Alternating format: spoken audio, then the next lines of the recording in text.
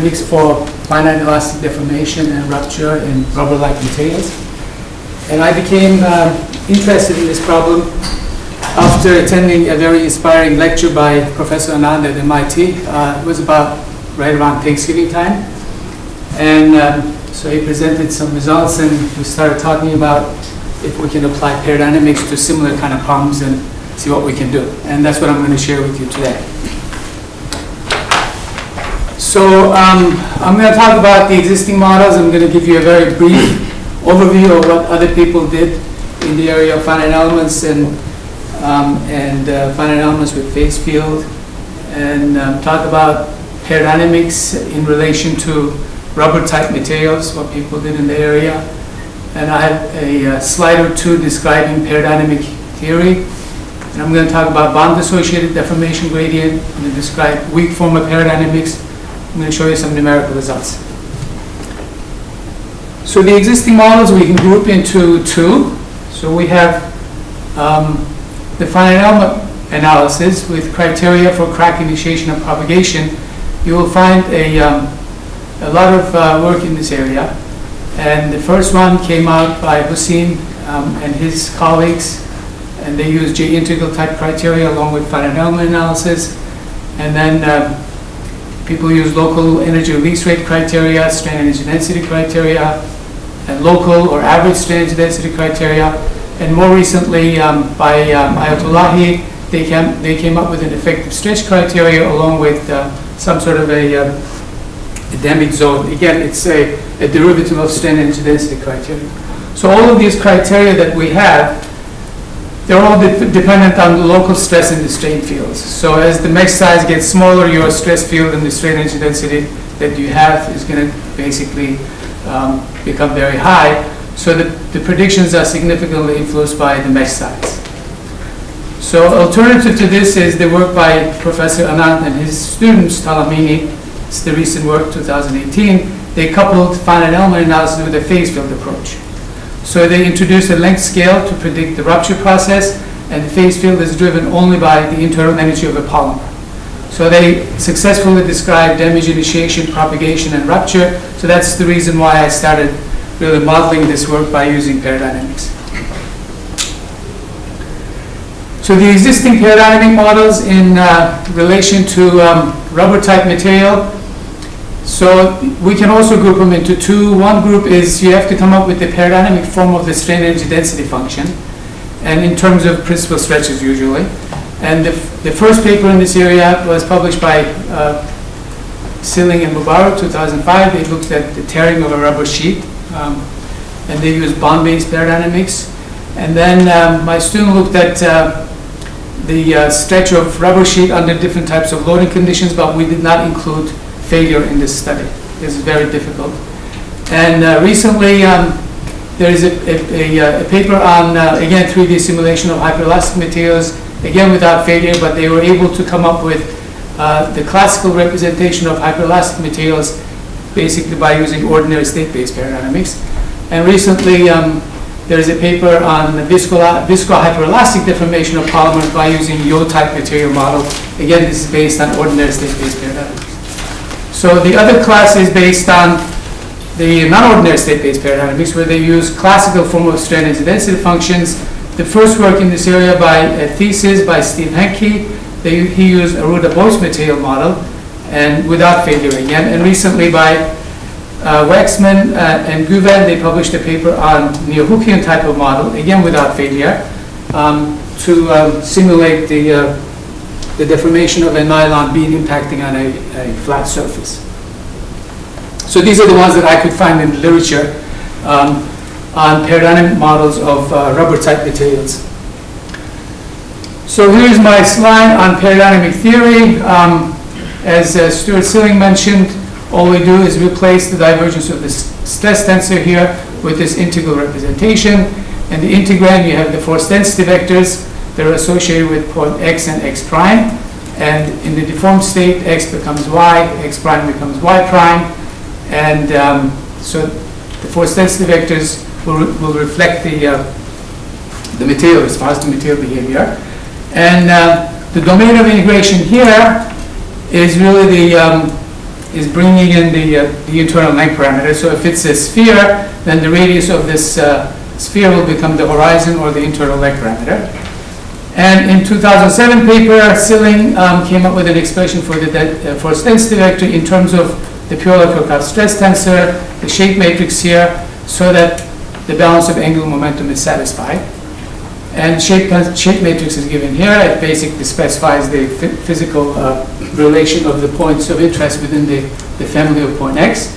And you can get the Piola-Kirchhoff stress tensor from the classical material model. Here we have the strain energy density as a function of deformation gradient tensor. So the nice thing about this peridynamic formulation is that the integrand doesn't have any spatial derivatives. So it doesn't matter whether we have cracks or no cracks, discontinuities. We have an internal length parameter that's coming in through this domain of integration or interaction. And so because we don't have any spatial derivatives, so the equation is valid, even if you have discontinuities. So what's unusual about this equation is that it doesn't really require boundary conditions to solve, but in physical problems you have to have boundary conditions. So because it's non-local, so it becomes somewhat of a difficult thing to do, especially in the case of zero tractions. So we have to introduce Lagrange multipliers. If you have displacement constraints, it's pretty natural because the entire formulation is in terms of displacement, so we apply displacement constraints. And non-zero tractions can be enforced as body forces. So how do we come up with the peridynamic representation of the deformation gradient tensor? Again, Silling proposed this reduction process to end up with this representation here for the deformation gradient tensor. And so it's very easy, actually, the derivation. You can do a Taylor series expansion about y, and you can define your deformation gradient tensor, and then you post-multiply, take the diagonal of that, and you integrate over the domain of interaction, and this becomes your shape matrix, and from here you can pull out the deformation gradient tensor. And I define this G here as the product of shape matrix and the relative position vector. So that's very straightforward, and we know what to do with that. But there's a problem with this definition of deformation gradient tensor, okay? So let's say this is our point X, this is X prime, family of X is given here, and X prime is given here, and I'm going to consider two different states, the old state and the new state, okay? So the old state is X is where it is, and X prime is where it is. So I can write down the deformation gradient tensor according to the expression that I showed you on the previous slide. And now what I do is I'm going to displace this X by an amount of this UD here. Just give you a new state. I'm going to call that the new state. And I'm going to write down the deformation gradient tensor for this new state. And if I do some algebraic manipulations, I can rewrite this. And in the new state and the old state, for X prime remains the same, but the new state for X is going to be Y old plus UD, right? So if I take these, put it back in here, and go through the algebra here, so what happens is I have F new expressed in terms of F old minus this expression here. Okay, so this particular term here for uniform discretization and spherically symmetric influence function, W is my influence function, it's 0. Okay? So you have 0 deformation energy due to a displacement variation here. Okay? So this gives us 0 energy deformation mode. And the consequence of that is numerical instability and oscillations, especially in regions of steep deformation gradients, such as a crack. Here's an example of that. You see a lot of oscillations.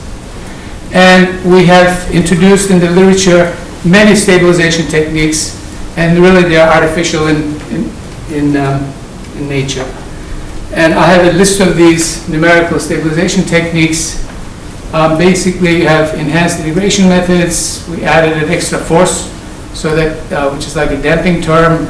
We changed the influence function. We did smoothing, higher approximation of the deformation gradient tensor. Basically, the bottom line is we need to disturb the radial symmetry in that expression that I showed you. Okay. So just recently, 2018, Chen and Spencer came up with this bond-associated deformation gradient concept. to disturb the radial symmetry, and thus the zero energy mode is gone. Okay, and that's what I'm using in this study here. Okay. So a bond-associated deformation gradient tensor. Basically, we have again material point X associated with this particular domain of interaction. X prime is this one, and not necessarily they are located symmetrically at the center of the interaction domain. But what they do here when they construct the deformation gradient tensor in this bond-associated deformation gradient, they look at the intersection domain. So rather than looking at the domain of X or X prime to construct the deformation gradient tensor, they're looking at the intersection domain to construct the deformation gradient tensor, which is associated with this particular bond here, xi. Okay. So, and g xi here is my peridynamic functions that I construct by using peridynamic differential operator. So that's the way I construct my deformation gradient tensor associated with this particular bond here. So I'm going to construct this deformation gradient tensor for each bond that I have in this intersection domain. Now, associated with a bond, I have the strain energy density. Okay, so the peridynamic representation of the strain energy density associated with this bond is going to be the force density vectors that I have at point X and X prime associated with this bond. I call this T xi and T xi X prime. So X double prime is a point in the region of intersection here because I'm going to carry out my integration. And that's my variation of the deformation. So I'm going to integrate that over the domain of intersection. That's going to give me my strain energy density representation of the bond strain energy density. And here I have the classical representation. So I have the Piola-Kirchhoff stress tensor, and I have the peridynamic function that I mentioned before. That's the virtual deformation that I have. Again, I'm going to integrate that over the intersection domain. So I'm using these expressions here to obtain the classical representation of the strain energy density. So what I did here is, here in this expression here, I'm substituting the variation of this deformation gradient tensor when I write down the expression for the classical strain energy density. And my Piola-Kirchhoff stress tensor is coming again from the derivative of the strain energy density with respect to the deformation gradient tensor. So what I do at this point, I equate the strain energy density coming from classical continuum mechanics from peridynamics, and I write this expression here. Again, this comes from the study by Chen and Spencer. Okay? So they introduced this assumption here. Okay? So they have this volume ratio that they have. So the ratio of the volume of the intersection domain to the volume of the material point X. So this is an assumption that they made. So when they equate the strain energy density associated with the classical continuum mechanics to the one with peridynamics, so it's this ratio that's coming in. So if I take these, go through the algebra, so I end up with the internal force vector in peridynamic form, I take this representation here. Okay, so phi xi associated with X and X prime, that particular bond is coming from here, and this is my Piola-Kirchhoff stress tensor, and this is my peridynamic function, and likewise for point X prime. So that's what I have. So now comes the Neo-Hookean material model. So the isochoric part is, we all know. The volumetric part is, I adopted this from the work by Talamini, Professor Anand's paper here. So this is the representation that they have. In the limit as j goes to 1, actually this becomes j1 minus 1 square. So this is standard notation we have. The right Cauchy Green strain tensor, this is the Jacobian, and for the three-dimensional analysis, this is my Piola-Kirchhoff stress tensor. For plane strain, for plane stress, we can work these out. And now the weak form of peridynamics, we have this weak form of peridynamics because we want to be able to enforce boundary conditions directly, rather than basically applying the non-zero tractions, for example, as body forces, or if you have a zero traction, so I want to be able to enforce this directly. Okay? So this is the work done by internal forces, external forces. I rewrite this in this particular notation here. I've shown you in the previous slide the peridynamic representation of the internal force vector. This is my external loads. And here you have the traction vector that I have. And again, I'm writing this in terms of peridynamic representation. I can rewrite each of these terms in terms of vector notation. And V is the vector of unknowns in the entire body. And one other thing that we do here is we split the domain into two regions, the boundary layer region and the bulk region. Okay? And so in the unknowns will be associated with the bulk region, the interior of the domain, and VBL will be the unknowns associated with the boundary layer region here. And I can also split the unknowns in the boundary layer region along the segment of the boundary layer which is subjected to tractions, or the other segment that would be subjected to displacement type boundary conditions. And Q represents the internal forces that I obtained from the integration of the peridynamic representation of the internal force vector. So again, I split this or decompose it as QB, QT, and QU associated with the interior part, the boundary layer region. And coming from the internal tractions, I have this QBL. And again, I split that. So I put everything together into this equation, rewrite it. I can come up with the variational form here. That's my equilibrium equation. And from here, for arbitrary displacements, I can rewrite my equilibrium equations. And these are nonlinear, okay? And if I apply, if I impose displacement type boundary conditions, I can rewrite this equation in this particular form here. And these nonlinear equations can be easily solved using, and that's what we're doing here, Newton-Raphson type method. And this is the recursive relationship that we used. And we basically used the web solver that's available in the Intel Paradiso libraries. So this shows you flow of calculations in our program, so I'm going to skip all of that. But what's important here is that we basically have two loops. One is the global loop on the Newton-Raphson, and the second loop, that is when we calculate the Jacobian and the residual vector. So we go through this loop here, and depending on whether you have plane stress analysis, you may have to do calculation of the derivative of the C33 term with respect to F. We use bisection method here. So we basically very straightforward Newton-Raphson iteration. And discretization, we use the uniform discretization in this study. And as you can see here, for example, X and Xj and Xk, these are the two that are interacting with each other. So the domain of intersection is given here. And this we construct a deformation gradient tensor based on this intersection domain here. If you have if you have 2 points near the boundary, so they're interacting like this, and this would be the domain of intersection for that. If you have a point near the corner, this is what you have. So regardless of the position of your points in the intersection domain, you can construct a deformation gradient tensor. Failure, we apply the critical stretch criteria. So this is our stretch, and when the stretch value reaches the critical value, we break the bond. And of course, the force density goes down to 0 here. Mu is our status parameter. It's either 0 or 1. And the measure of the damage is the ratio of the number of broken bonds to the total number of bonds associated with that particular point.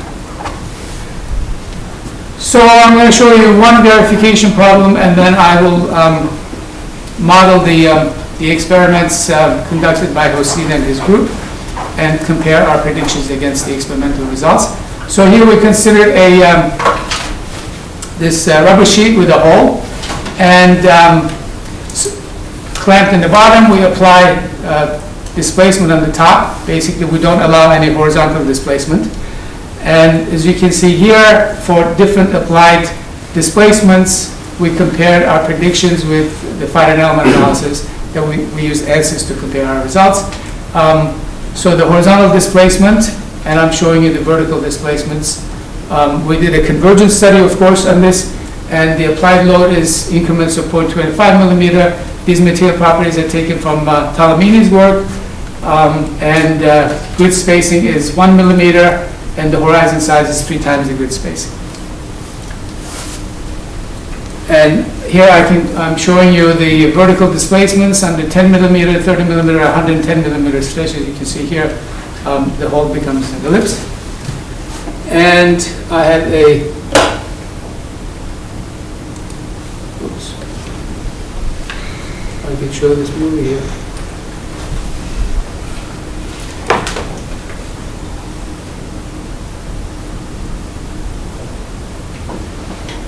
How do I do this?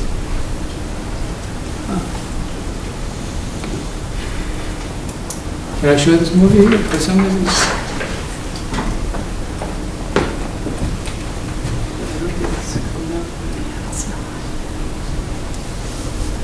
Yeah, I can get out of it. Yeah, we get out.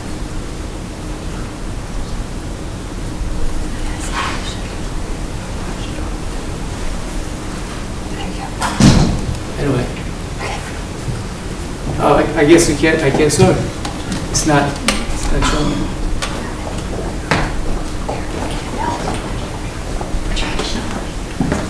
I want to show these movies, but for some reason it's not showing on the previous screen. But that was not in the presentation model. Yeah, if we take it out of presentation, then it'll run, but it doesn't. So if I play this and it's not showing over here. Do we need to extend the screen? Can try that. Do you have notes? No, not. Duplicate your screen. You don't just put this in. I think we need to copy it. Oh, okay. Because that's considered a duplicate one. Oh, I see. So if we copy it. Yes. Yeah, there we go.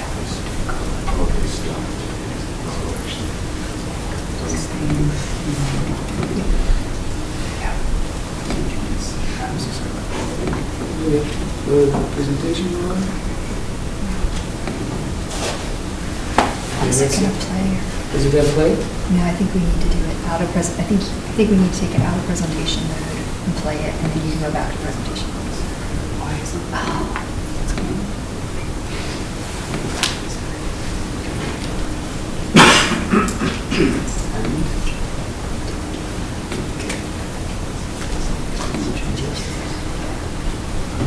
And then play it before you go back into. Yeah. You want me to do this? Yeah, play it, and then you could go back Okay. to presentation mode. All right, anyway, I have a few movies here that I'm going to try to show you. So in this particular case, we're stretching this rubber sheet with a hole up to 110 millimeters, as you can see here. And I showed you the line plots, how it compares with the finite element predictions. Okay, now I can go to presentation mode, I guess. And here, next problem we considered is a rubber sheet with double-edged notches. And this is the experimental work performed by Hussein and his colleagues in 1998. And Professor Anand and his students also took the same specimens, and they modeled it by using finite element analysis and phase field. And so the notch length varies between 12 to 28, and the thickness of the sheet is 3 millimeters in this case. The rate of loading is the same as what I mentioned before. Horizon size is the same. So the critical stretch value. So how did we come up with the critical stretch value? So we took one of the experimental results that they published. We basically used different critical stretch values until we matched. Okay, so this is when you use critical stretch to be 3.1. This is the comparison that we get for this particular specimen here. And if you notice here, this is the onset of the crack initiation experimentally, and this is what we observed. That's the first bond breakage in peridynamics. So this is what we had, and then we kept this value to predict the other failure loads for 12, 16, 20, and 24 millimeter notches. Okay, so that's what we did. And as you can see here, for 12, 16, and 20, they all follow. Again, it's very interesting that comes very close to what was observed experimentally for the onset of crack initiation. And in this particular case here, we believe that maybe there was, again, so peridynamics and Professor Anand's results are pretty much on top of each other, but the experimental results somewhat deviate. We believe maybe the crack length wasn't measured properly. But as you can see here, peridynamics and finite element analysis with phase field and the experimental results, come very close to each other. Okay? So with this particular value of critical stress 3.1. And here you have the damage initiation, growth, and rupture. So you can see different screenshots and where the crack initiates and then becomes a neck and then finally it breaks, and this is what you have. I have a video here that I can show you.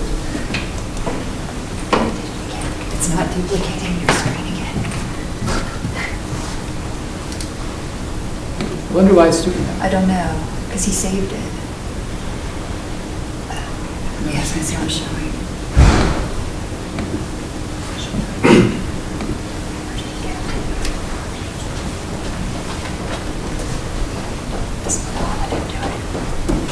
Didn't do, we lost the I duplicate. didn't even save it. Yeah. There's a setting in PowerPoint for share option. There we go. I have one more video. Don't go away. Okay, I want to show you this. And here you have the damage plots as we're applying. This is the notch length of 28 millimeters. Oops.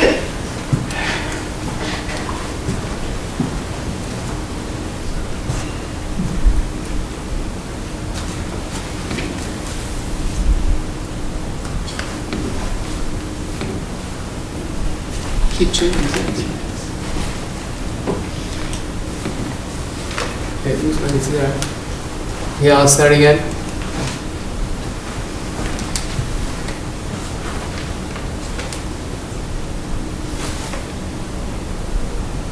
So pretty soon it's going to start, yeah, oops. As you can see here, it picks up the crack initiation right there, and then it necks quite a bit, and then you can see it just ruptures.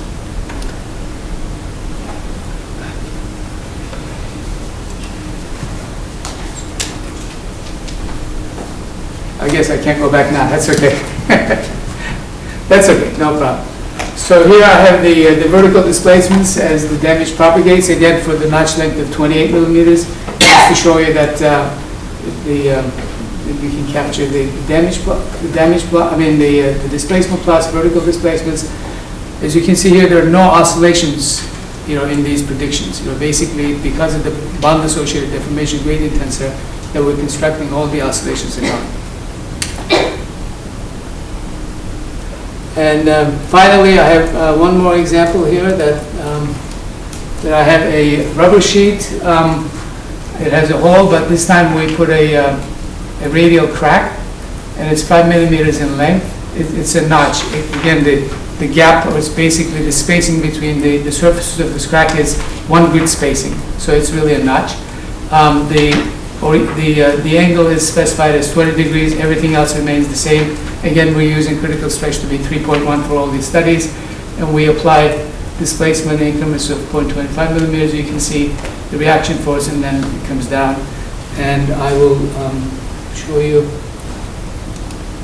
the damage initiation and growth in this particular case. So you can see here the damage initiates, and basically propagates and grows. And I'll have a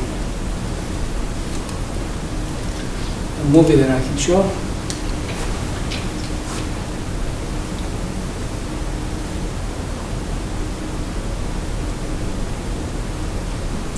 So basically this brings to my final slide here. So what we did is within the last, I guess, 8 months, 9 months, so we looked at this problem, and I tried to solve this problem by using in a transient way, but it was impossible for me to actually recover any of the experimental results by Hussein and his group. So that's why I switched over to an implicit solution, which I can control the load step. And we used the bond-associated deformation gradient in the construction of the force density vector, which is free of oscillations and zero energy modes. We're using the peridynamic form of deformation gradient tensor by using peridynamic differential operator. So we have the weak form of peridynamic governing equations, and we can enforce direct zero traction boundary conditions or displacement boundary conditions. And we have the implicit solution, and we verified against the finite element analysis, compared with experimental results, and of course compared with the FEM result coupled with phase field by Professor Anand. So I would, without any hesitation, I can tell you that peridynamic predictions capture the deformation and failure response of the specimens that we considered here. I'm sure more work needs to be done in different types of materials that we'll consider, different types of failure modes and interaction of different cracks. And that's what we're working on right now. So with this, I'll stop. If you have any questions.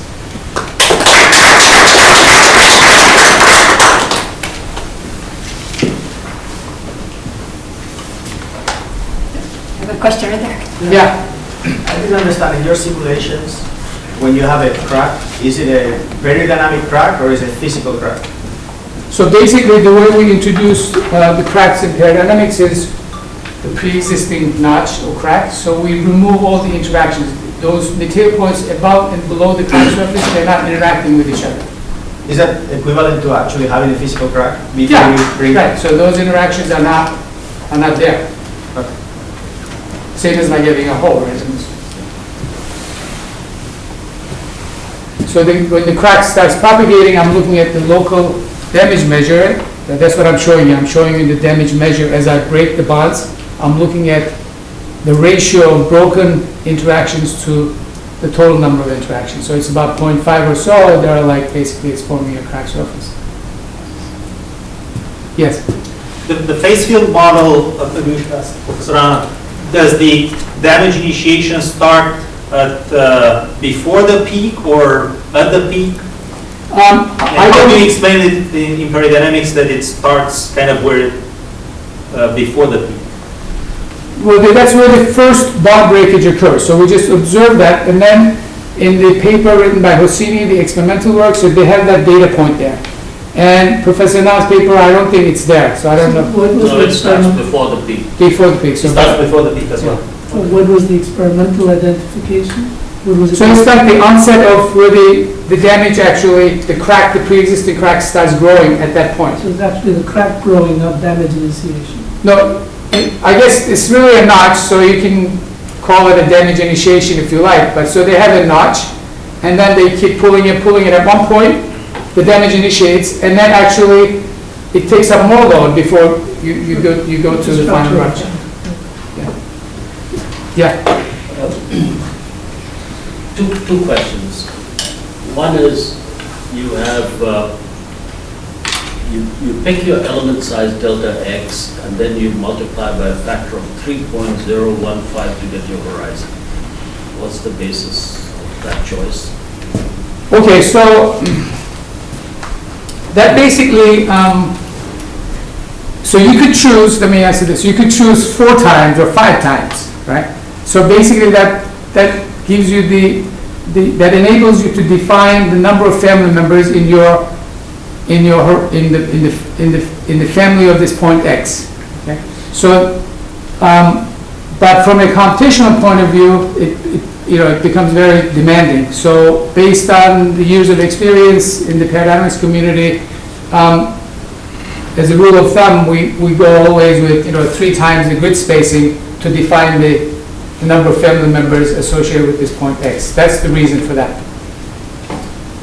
And the second question I had was more of a physical nature in these elastomeric materials. You use a Neo-Hookean model, but locally the stretches can get quite large, and you get the locking type models. Did you consider those? So within the last 8 months, this is the best we could do, so that's why, I mean, our next step is to look at a regular voice type material model, for example, what you used in that paper, because we have the strain energy density function for that. You know, I don't see any problem of obtaining the pure Kirchhoff stress tensor and just plugging it in here and then running, you know, new simulations. So that's our next thing to do. But There is no limitation to it, actually. then you have to recalibrate your failure rate. So the critical stretch. So critical stretch needs to be recalibrated. So I don't know whether it's going to be the same or not. That I don't know. Yes. I have a couple of questions as well. Can you show the force displacement curves, please?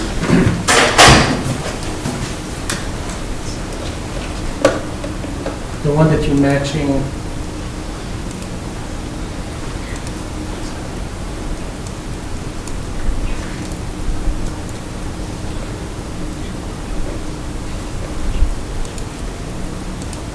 This one, right? Let's say this one, yeah. So the initiation is there.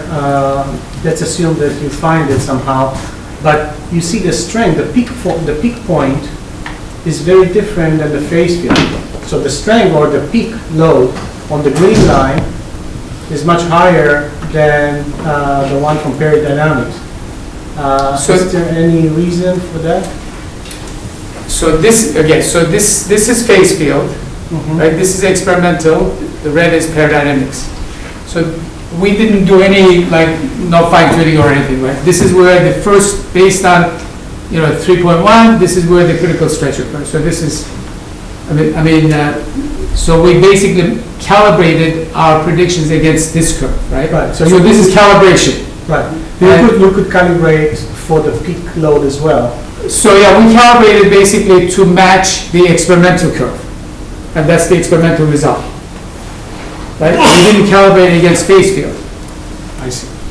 So really, instead of looking at this, we should look at the next one, because it's, you know, that's the calibration, right? I mean, it's, so after we calibrated, I mean, look at this one. It's right on, we hit it right, you know, right? I mean, this is not by coincidence, I guess, you know, for 20 millimeter notch length, it turns out to be right there. But what's happening here is that both phase field and peridynamics is somewhat off. And we believe that this is because maybe the crack length was a little longer, or I'm not sure.